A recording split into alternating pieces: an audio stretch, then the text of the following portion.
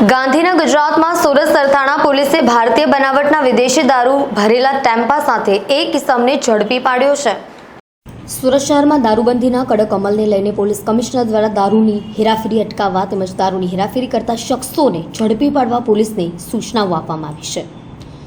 સરથાણા પોલીસના surveillance staff વાહન checking કામગીરી દરમિયાન ચોક્કસ માહિતીને આધારે એક ટેમ્પોને ઝડપી લઈ તેની તલાશી લેતા ભારતીય બનાવટની અલગ અલગ બ્રાન્ડની વિદેશી દારૂની બોટલ નંગ 96 જેની કિંમત 44,000 તેમજ બિયરના ટીન નંગ 840 જેની કિંમત 1 લાખ, એક મોબાઈલ ફોન મળી ટેમ્પા સહિત 3 લાખના મુદ્દામાલને જપ્ત કરી ગુનો નોંધી એક ઇસમની ધરપકડ કરી કાયદેસરની કાર્યવાહી કરી છે। પોલીસ કમિશનર શ્રી અનુપમસિંહ ગેહલોત સાહેબ સુરત શહેરના હોય સુરત શહેરની અંદર ગેરકાયદેસર પ્રવૃત્તિઓ થતી અટકાવવા માટે આપેલ સૂચના અને માર્ગદર્શન મુજબ સરથાણા પોલીસ સ્ટેશનના પોલીસ ઇન્સ્પેક્ટર શ્રી એમ.ડી. ઝાલા નાઓને મળેલ બાતમી આધારે સર્વેલન્સ સ્ટાફના પીએસઆઈ શ્રી એમ.જી. લિંબોલા તથા સર્વેલન્સ સ્ટાફના અન્ય પોલીસ માણસો આજરોજ વાહન ચેકિંગમાં હતા। તે દરમિયાન તેઓએ બાતમી હકીકતના આધારે પરપ્રાંતીય વિદેશી દારૂનો જથ્થો ભરીને આવતા એક ટેમ્પાને પકડી પાડેલ છે અને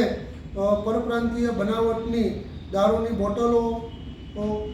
બોટલો જેની કિંમત આશરે કિંમત રૂપિયા 1,50,000ની આજુબાજુનો કુલ મુદ્દામાલ હસ્તગત કરવામાં આવેલ છે અને ટેમ્પો GJ 12 AZ 5223ને પણ કબજે કરવામાં આવેલ છે।